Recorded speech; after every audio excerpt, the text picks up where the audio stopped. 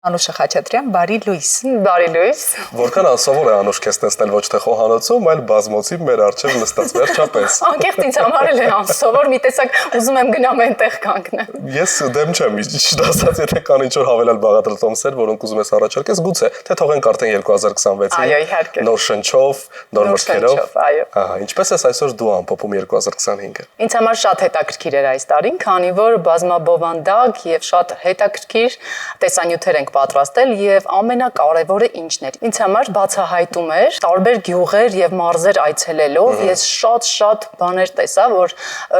մինչ այդ չգիտեի, չէի ճանաչում շատ գյուղեր, օրինակ ընդհանրապես անունները նույնիսկ չէի լսել։ Եվ այս տարի, քանի որ մենք սկսեցինք նոր շարք գյուղերի եւ քաղաքների մասին, տեսարժան վայրերի եւ հիմա շրջում ենք տարբեր տեղեր եւ նկարահանում ենք այդ գողտրիկ անկյունները, շփվում ենք հասարակ գյուղացիների հետ, իրենց առօրյան ենք ներկայացնում, ինձ համար մեծ բացահայտումների տարի էր։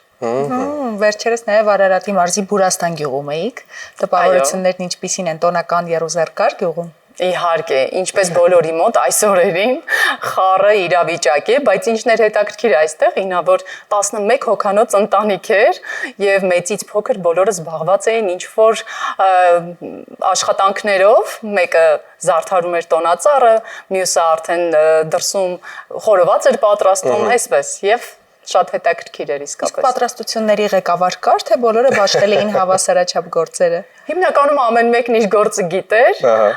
բայց դե գիտեք, մեծ մասը տանտիկնոջ ուսերին է դրված այդ օրվա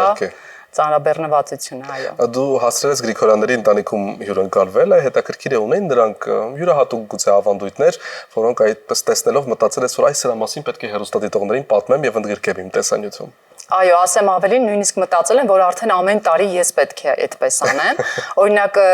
իրենք ամեն տարի պատրաստում են ասիլ վասիլներ։ Հետաքրքիր ձևով եւ դա երեխաներն են պատրաստում, տարբեր մարդուկի կենթանու այդպես տարբեր կերպարներ են ստանում եւ հետո թխելու ժամանակ եւ ընտանիքի անդամների թվով են դա պատրաստում եւ թխելու ժամանակ որ գեղեցիկ է լինում, դա անպայման նշանակում է, որ տվյալ անդամի համար պետք է հետաքրքիր լավ, լեցուն, բարի տարի լինի։ Իսկ ինչ կա նրանց տոնական սեղանին, որ մեր սեղանին չկա եւ պետք է վերցնել ու ավելացնել։ Ես կարծում եմ արեհացը, որ մեր հին ավանդական թխվածքն է, ոչ բոլոր տներում կարելի է այս օրերին տեսնել։ Եվ որոշել եմ ինքս ամեն տարի հիմա տանը պատրաստել, որովհետև հետաքրքիր է այդ ավանդույթը եւ դնում են կամ որևէ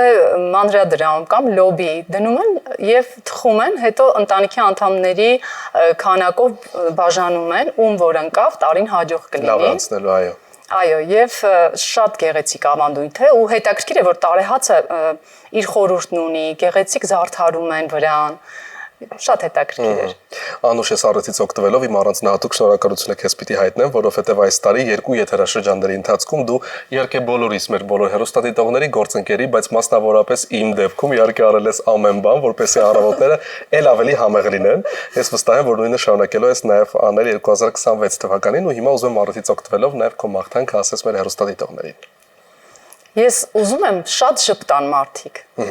շատ բարի լինեն, ավելի կարեկցող լինեն, միմյանց շատ սիրենք, ամենակարևորը դա է ես կարծում եմ, շփտանք ու շատ սիրենք միմյանց։